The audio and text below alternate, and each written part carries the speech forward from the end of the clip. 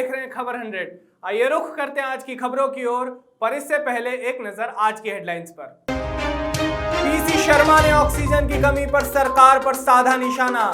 Cabinet मंत्री बिसाहुलाल सिंह ने कांग्रेस पर किया पलटवार।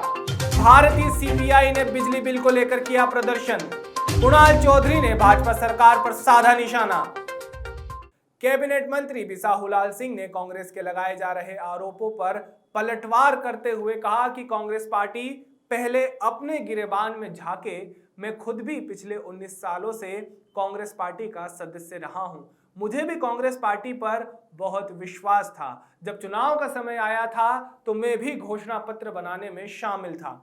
घोषणा पत्र में जो वादे किए गए थे कि किसानों का कर्ज माफ किया जाएगा, लेकिन वह नहीं कर पाए। जब इन घोषणाओं को लेकर पब्लिक के बीच में गए तो पब्लिक सवाल कर रही थी कि 15 महीने हो गए, अभी तक काम नहीं हो पाया है, इसलिए हमने पार्टी छोड़ दी। साथ ही मंत्री बिसाहुलाल सिंह ने खाद्य विभाग की बैठक पर कहा कि मुख्यमंत्री शिवराज सिंह चौहान और खाद्य विभाग यह सुनिश्चित कर रहा है कि हम 16 सितंबर को पूरे प्रदेश में उन गरीबों को राशन देंगे जिनकी पर्ची नहीं बनी, और सभी को राशन कार्ड की पर्ची भी दी जाएगी। देखिए, कांग्रेस पार्टी पहले अपने गिरवान में झांके। मैं भी कांग्रेस पार्टी का बहुत पुराना सदस्य हूँ, 1980 से विधायक रहा। मुझे भी बड़ा विश्वास था कांग्रेस पार्टी पर। विश्वास इसलिए था कि जब चुनाव का समय आया था तो मैं भी उस घोषणा पत्र बनाने में शामिल रहा। हमने उस घोषणा पत्र में ये वादा किया था कि अब 2 लाख तक का किसानों का कर्जा हम लोग माफ़ करेंगे जब हमारी सरकार आएगी। वो काम नहीं कर पाए। दूसरा, हमने वादा किया था कि कोई माता बहनें अगर अपने बच्चियों का शादी करेगा तो 51,000 रुपया देंगे। एक भी व्यक्ति को 51,000 रुपया नहीं मिला। हमने भी वादा किया था कांग्रेस पार्टी में कि अगर हमारी सरकार बनती है तो जो शिक्षित बेरोजगार हैं उनको 4,000 रुपया महीना बेरोजगारी भत्ता देंगे। वो भी नहीं कर पाए। तो इन तमाम वादे जो रहे, इन वादों को कांग्रेस सरकार पूरा नहीं कर पाई। और जिस घोषणा को लेकर हम लोगों ने पब्लिक के बीच में गया था, अब पब्लिक हमसे जवाब मांगना चालू किया कि 15 महीना सरकार हो गई, आपने एको काम नहीं किया। तो हमारे पास मजबूरी थी, ऐसे झूठे घोषणा वाले लोगों के साथ नहीं रहना है, और पब्लिक का जो वादा किया है उनको जो पूरा करेगा उसके साथ रहेंगे, इसलिए पार्टी छोड़ दी। माफिया को साठगांठ करके प्रदेश सरकार झिरेला चावल बांट रही है। जी, झिरेला चावल बांटने का काम कर रही है। देखिए, चाहे मिलर्स हों, चाहे कोई भी व्यक्ति हो, इसीलिए जांच की जा रही है। हम लोग निष्पक्ष जांच कर रहे हैं। अगर कहीं पे अनियमितता होती तो जांच के आदेश क्यों दिया जाता?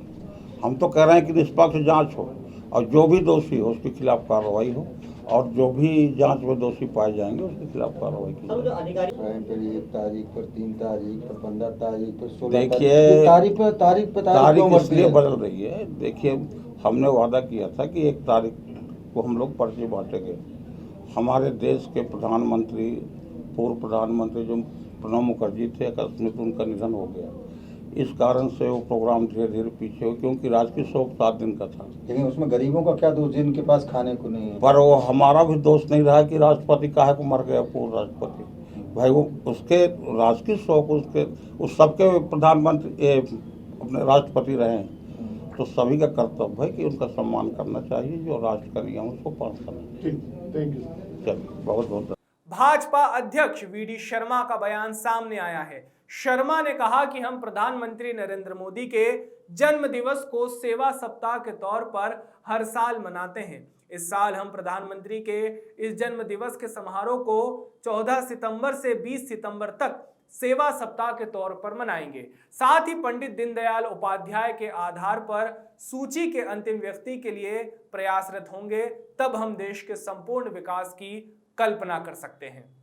हृदय से आप सबका अभिनंदन करता हूं, स्वागत करता हूं। ये पत्रकार वार्ता आज विशेष तौर पर माननीय प्रधानमंत्री जी के जन्म दिवस के अवसर पर भारतीय जनता पार्टी ने पूरे देश के अंदर उनके जन्म दिवस को हम सेवा सप्ताह के तौर पर प्रतिवर्ष मनाते हैं। इस वर्ष भी माननीय प्रधानमंत्री जी के इस जन्म दिवस के समारोह को हम 14 सितंबर से 20 सितंबर तक सेवा सप्ताह के तौर पर मनाएंगे। 20 हम सब लोग जानते हैं कि माननीय प्रधानमंत्री जी ने कार्यभार ग्रहण करने के बाद इस देश के अंदर जिनके जीवन में परिवर्तन करने की इस विचार में उनके मन के अंदर जो कल्पना थी कि गरीबों के कल्याण के लिए इस देश के अंदर गरीबों का जीवन स्तर ऊंचा उठाने का काम भारतीय जनता पार्टी के श्रद्धेय प्रधानमंत्री जी ने जैसे ही शपथ ली उसके बाद इसी संकल्प पर काम करना प्रारंभ किया था। पंडित दीनदयाल उपाध्याय जी ने कहा था कि अंतिम छोर के व्यक्ति के विकास के लिए जब हम प्रतिबद्ध होंगे तब हम देश के संपूर्ण विकास की कल्पना हम कर सकते हैं। और उसी संकल्प विचार पर श्रद्धेय प्रधानमंत्री जी ने गरीबों के लिए जो काम करना प्रारंभ किया, चाहे वो प्रधानमंत्री आवास योजना के माध्यम से जिन गरीबों ने कभी जीवन में कल्पना नहीं की कि उन्हें अपना स्वयं का घर होगा, जो गांव के अंतिम छोर पर झोपड़ी में रहता है। पूरे भारत के अंदर लगभग 3 करोड़ से ऊपर आवास उपलब्ध कराने का काम माननीय प्रधानमंत्री जी के नेतृत्व में भारत की सरकार ने किया। हम सब लोग जानते हैं कि उज्ज्वला योजना के माध्यम से उन गरीब माताओं बहनों को कैसे हम उनके जीवन स्तर को ऊंचा उठा सकते हैं और इस समस्या से उनको समाधान निजात मिल सकती है, कभी लोगों ने कल्पना नहीं की थी, जिसके लिए हम सब लोग सिफारिशें लगाते थे। तो उज्ज्वला योजना के माध्यम से माननीय प्रधानमंत्री ने 8 करोड़ से ऊपर परिवारों को गैस कनेक्शन, चूल्हा देकर उनके जीवन स्तर को, उन गरीबों के मन को जीतने का काम किया है। आयुष्मान भारत के माध्यम से स्वास्थ्य एक महत्वपूर्ण पहलू है जिस पर भारत की सरकार ने गंभीर काम किया। अभी कोविड के संकट में आपने देखा कि किस प्रकार से 17,000 करोड़ का गरीब कल्याण पैकेज देकर कोई व्यक्ति भूखा न रहे, किसी प्रकार की समस्या लोगों को ना आए। ये भी प्रयास माननीय प्रधानमंत्री ने बड़ी गंभीरता के साथ जो किया उसका परिणाम हम सब लोग जानते हैं।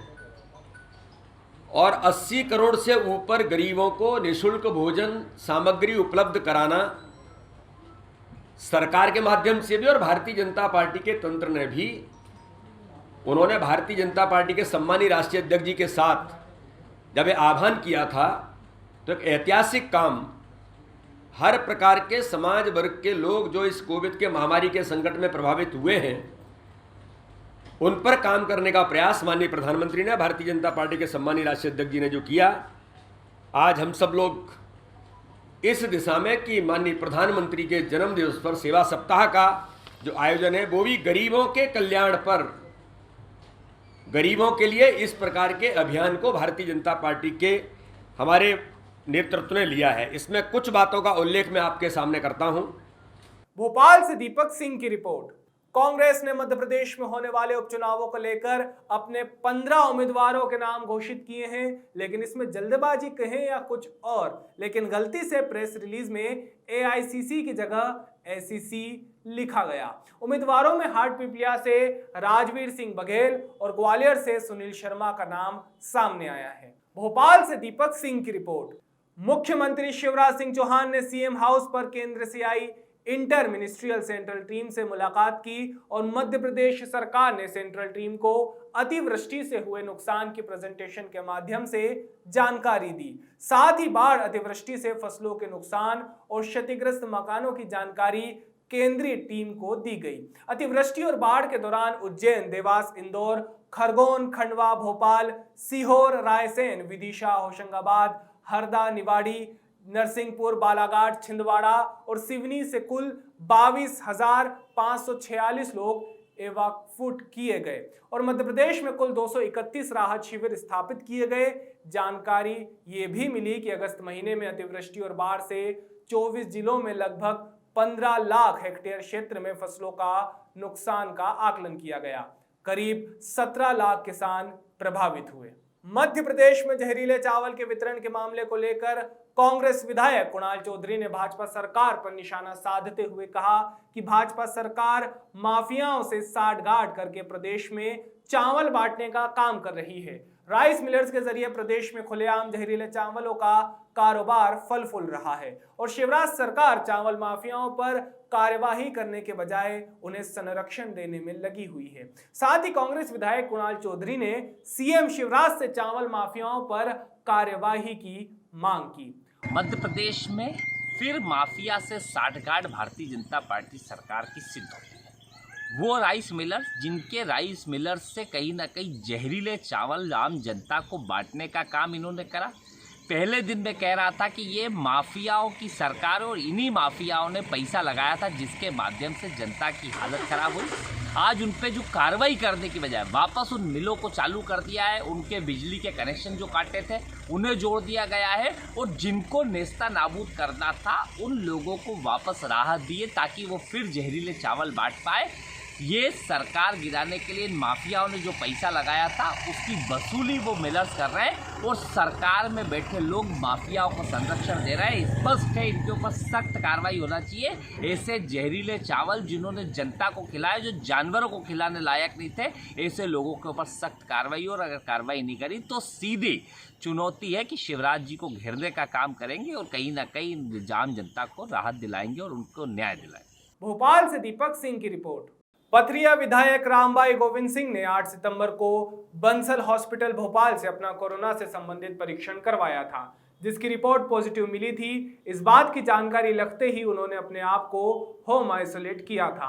उन्होंने विगत दिनों में संपर्क में आए सभी लोगों से निवेदन किया है कि वह भी अपनी स्वास्थ्य परीक्षण करवाएं और भारत सरकार ने इस संबंध में जारी किए गए सभी निर्देशानुसार जिम्मेदारी के साथ पालन करने की उन्होंने अपील भी की है। सब क्षेत्रवासियों को हाथ जोड़ के नमस्कार, सब किसान भाइयों को नमस्कार।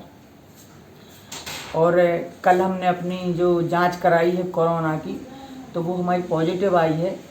तो जो भी हमारे संपर्क में आए हैं, जो भी हमसे मिले जुले हैं, जिन बातचीत भाई जिनसे, तो सबसे हाथ जोड़ के निवेदन है कि वो सभी लोग अपना चेकअप कराएं। और मुझे अपनी तो कोई चिंता है नहीं है, लेकिन चिंता है तो हमारे क्षेत्र के और विधानसभा के किसान भाइयों की सबकी। तो इसके पहले मैंने सीएम साहब से चर्चा की थी कि किसानों की फसलों का मुआवजा सर्वे कराया जाए और उनको उचित मुआवजा दिया जाए।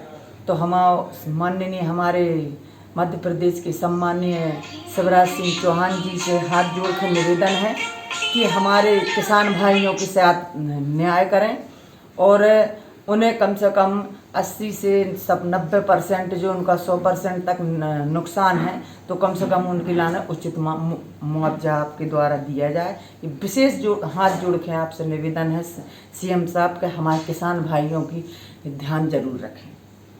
पूर्व कैबिनेट मंत्री पीसी शर्मा ने ऑक्सीजन मामले पर सरकार पर निशाना साधते हुए कहा कि सरकार का सिस्टम फेल्यूर है। सरकार पूरी तरह फेल हो चुकी है। इसका आकलन पहले से होना चाहिए था, लेकिन सरकार सिर्फ चुनाव में लगी हुई थी, इसलिए कोरोना तेजी से फैल रहा है। सरकार ने जनता को राम भरोसे छोड़ दिया है। क्योंकि लगातार बढ़ रहा है। आज जो डेथ रेट है 8 से बढ़ के 9.2 हो गया मध्य प्रदेश में। 9.2 ये बढ़ चुका है। तो ये असेसमेंट पहले होना था ना, यहाँ के स्वास्थ्य विभाग को वो असेसमेंट नहीं कर पाया, इसकी कमी बढ़ रही।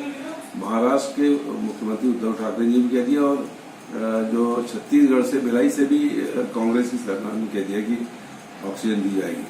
सवाल ये है कि ये सरकारी समय ऑक्सीजन पे है, ये लगी हुई है पूरे चुनाव में, वहाँ पे कोरोना फैल रहा है बुरी तरह से, वहाँ मीटिंग कर रहे हैं, घोषणाएं कर रहे हैं और कोरोना की तरफ ध्यान नहीं दे रहे हैं। ये इसकी मेन वजह रही है और अभी भी राम भरोसे छोड़ दिया है इस कोरोना बीमारी को। हम देख रहे हैं कि बड़े प्रतिष्ठित लोग सब इसमें पीड़ित भी हो रहे हैं और कईयों की, जैसे अभी हमने देखा कि इनकम टैक्स अधिकारी की डेथ हो गई, एक और समाज सेवी की 11 नंबर पे हो गई, एक एक करके इस संक्रमण में लोग आ रहे हैं। इसको अभी भी, क्योंकि जो अभी ये और बढ़ना है, ऐसी असेसमेंट है एक्सपर्ट्स का। पहले उन्होंने कहा एक जगह कि माफ कर दिए गए बिजली के बिल, बाद में कहा कि स्थगित कर दिए गए। ये बिजली के बिल जो है, जो कमलनाथ जी ने 100 रुपये 100 यूनिट किया था, वो बिजली के बिल हजारों के लोगों के आ रहे हैं। लोग परेशान हैं, किसान परेशान हैं, और जितने भी पैसे हैं नहीं सरकार के पास, 1000 करोड़ लोन लेने जा रही है और वहाँ घोषणाओं पे घोषणाएं हो रहे हैं, भूमि पूजन कर रहे हैं। ये जनता के साथ धोखा है। जनता सब जानती है, ये पब्लिक है, ये सब जानती है, ये सब नीली घोषणाएं हैं। और 18 तारीख से इसके बाद कमलनाथ जी पहुंचेंगे। जब हम लोग पहुंचे 2 बार, एक बार ग्वालियर, एक बार मुरैना और भिंड, ये जो उत्साह था लोगों का वो देखते ही बनता था। हजारों की तादाद में लोग आए और कहा भी सज्जन वर्मा जी कि जब कमलनाथ जी के चरणों के मामले में ये हालत है, जब कमलनाथ जी पहुंचेंगे तो क्या होगा। और मैं समझता हूँ कि जो भी बातें वहाँ कही जा रही हैं, कमलनाथ जी 18-19 तारीख को उन सब का जवाब ग्वालियर में देंगे। अभी के लिए केवल इतना ही, लेकिन ताजा खबरों के लिए देखते रहिए खबर 100, जनता की बुलंद आवाज।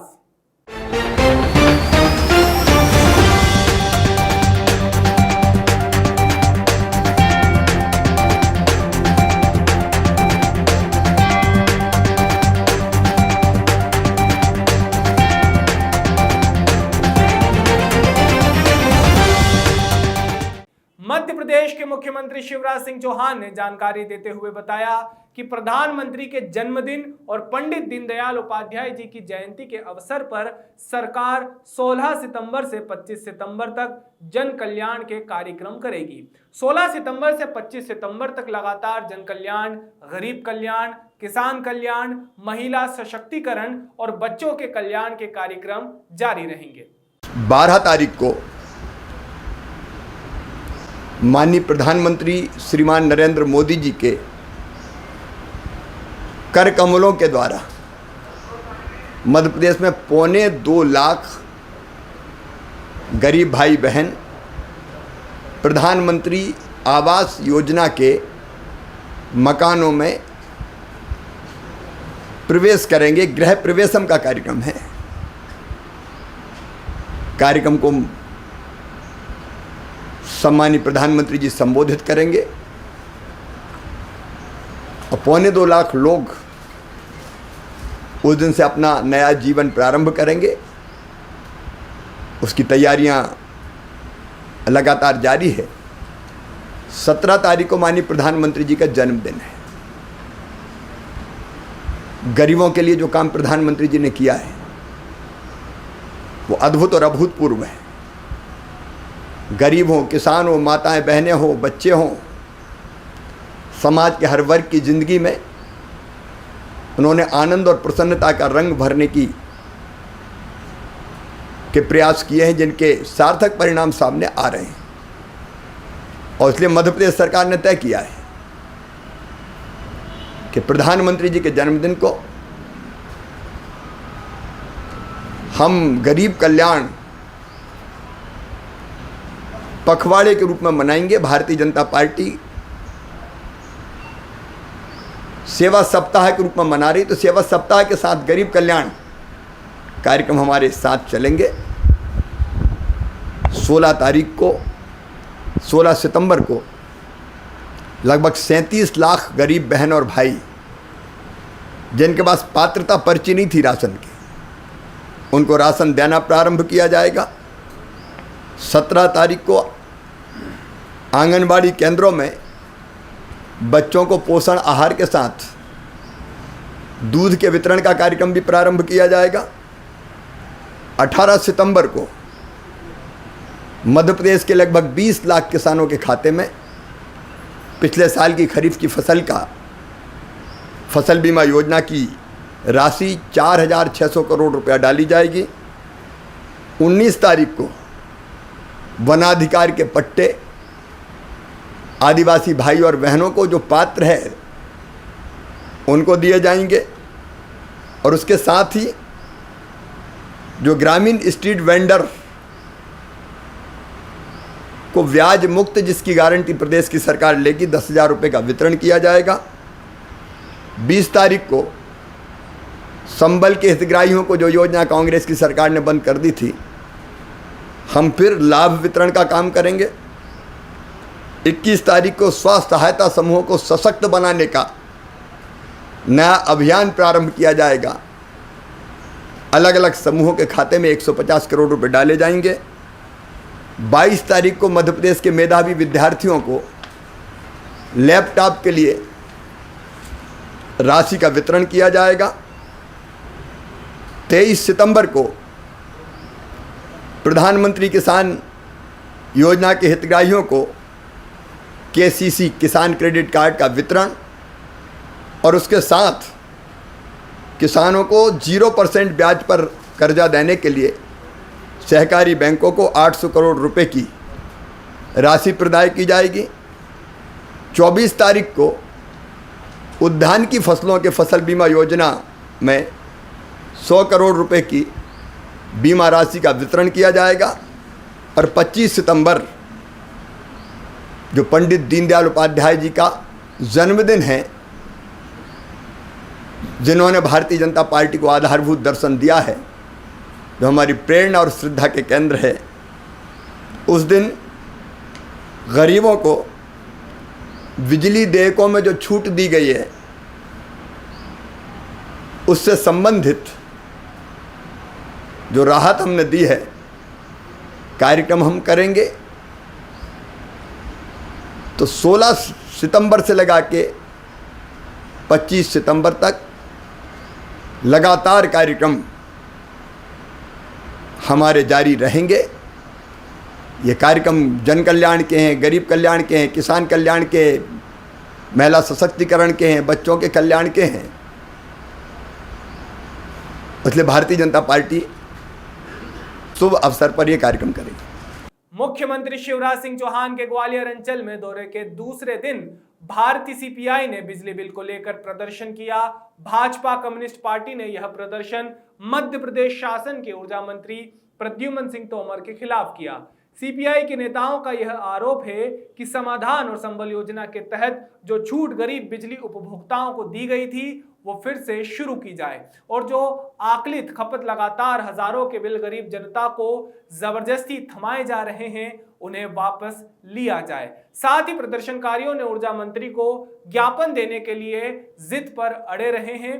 तब कहीं जाकर पुलिस ने प्रदर्शनकारियों को रोकने की कोशिश की, जिसमें झूमा झटकी के बाद विवाद की स्थिति बन गई। लेकिन ऊर्जा मंत्री प्रद्युम्न सिंह तोमर के मौके पर पहुंचने और प्रदर्शनकारियों के साथ जमीन पर बैठकर ज्ञापन लेने के बाद पूरा मामला शांत हो गया। ग्वालियर से ओमपाल कौरब की रिपोर्ट। देखिए, भारतीय कम्युनिस्ट पार्टी के वरिष्ठ नेताओं ने रामविलास जी, अखिलेश जी, हमारे जाटव साहब, सबने जो समस्या बताई हैं, हमारी सरकार माननीय शिवराज सिंह सरकार ने पहले से ही ये बिल स्थगित कर दिए हैं और हम आने वाले समय में उनको आश्वस्त किया है कि समाधान योजना ला करके इन बिलों का समाधान करेंगे और कोई समस्याएं हैं उनके लिए मैंने अधिकारियों को निर्देश दिए, उनका समाधान करेंगे। ये सरकार जनता की सरकार है और हम जनता की समाधान के लिए विपक्ष जो सकारात्मक बात करेगा, मुद्दे और जनता के हित के उठाएगा, उन पर हम तत्काल अमल करेंगे, ये हम कहना चाहते हैं। माननीय मंत्री जी आपसे मिलने आए थे, क्या आश्वासन मिला? आज हमने जानबूझ करके हमारी पार्टी ने डिसाइड किया था, सचिव मंडल ने हमारे ने, कि चूँकि सीएम आ रहे हैं और इस वक्त थोड़ा सा दबाव बनेगा। बात दरअसल क्या है कि एक बड़ा कन्फ्यूजन पैदा हो गया है। कन्फ्यूजन ये पैदा हो गया है कि कभी आप लोगों के माध्यम से, कभी मंत्री का, किसी मुख्यमंत्री का बयान छप जाता है, बिजली के बिल माफ़ हो गए हैं लोगों में, तो वो जनता बड़ी भ्रमित है, बहुत परेशान है। कभी भी कोई भर रहा है, कोई नहीं भर रहा, बिजली के बिल माफ़ हो गए। तो इस सवाल को लेकर के हमने आज ये तय किया कि ऊर्जा मंत्री की कोठी पर प्रदर्शन करेंगे और ऊर्जा मंत्री को ज्ञापन देंगे। हम फूलबाग से इकट्ठे होकर जुलूस लेके चले थे, महारानी लक्ष्मीबाई की समाधि के सामने आए हैं, तब तक मंत्री जी यहीं आ गए।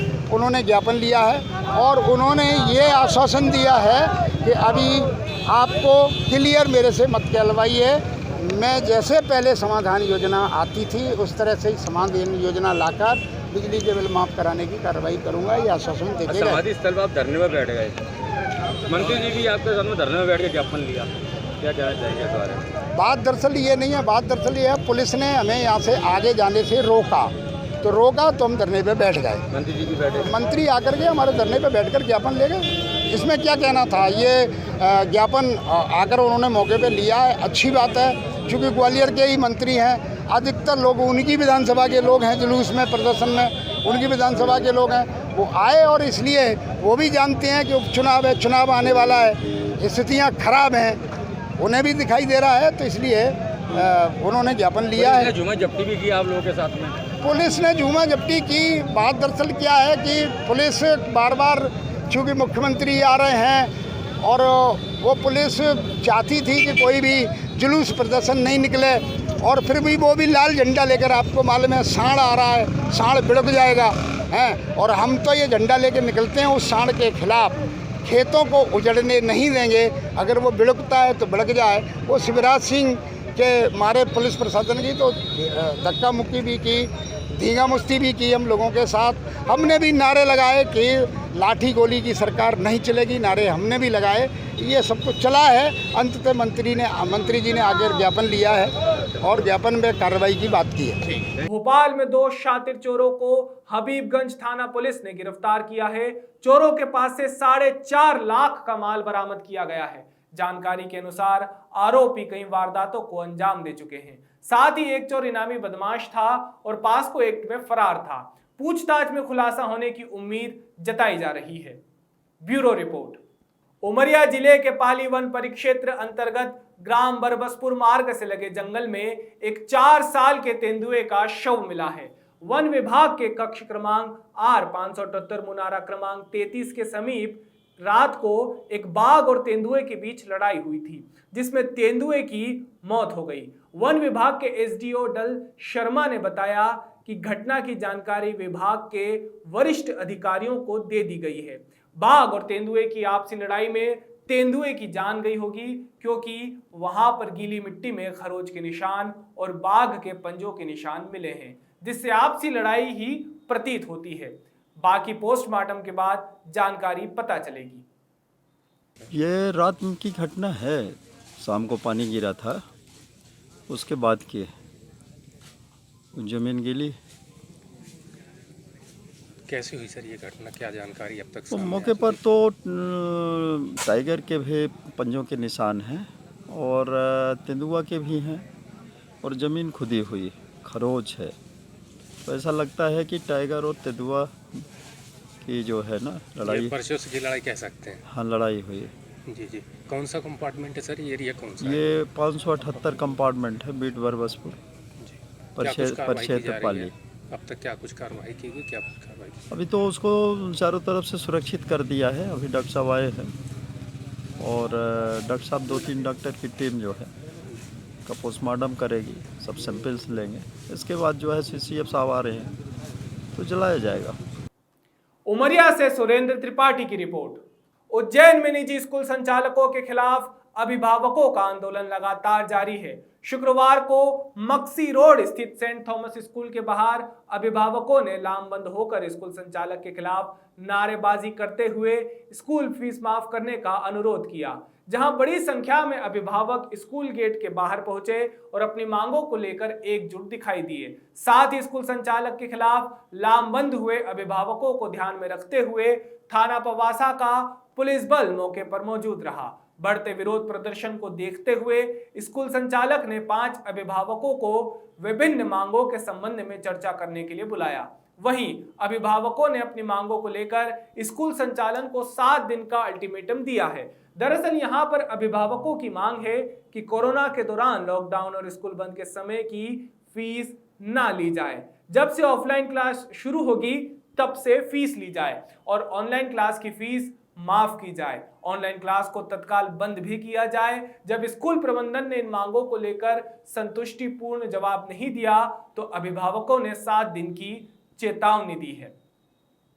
देखिए, सेंट थॉमस स्कूल के अभिभावकों को लंबे समय से मांग कर रहे थे कि उन्हें फीस कम करी जाए कोरोना काल की, लेकिन स्कूल जो है संचालक वो इस बात को मानने को तैयार नहीं था। इसी के चलते आज सभी अभिभावकों ने सेंट थॉमस स्कूल के बाहर जाकर प्रदर्शन करा और अपनी उचित मांगों को लेकर जो स्कूल का मैनेजमेंट है उससे बातचीत करने का प्रयास किया गया है। हालांकि मैनेजमेंट ने संतुष्टिपूर्वक जवाब नहीं दिया, लेकिन हमारी केवल एक ही मांग है कि जब तक स्कूल नहीं लगता है तब तक फीस ना ली जाए। जैसे ही स्कूल की शुरुआत होगी लगने की, हम फीस देने के लिए तैयार है, लेकिन एक न्याय उचित फीस दी जाए, क्योंकि कोरोना काल सबके ऊपर कहर बनकर टूटा है। उज्जैन से मयंक गुर्जर की रिपोर्ट। अभी के लिए केवल इतना ही, लेकिन ताजा खबरों के लिए देखते रहिए खबर 100, जनता की बुलंद आवाज।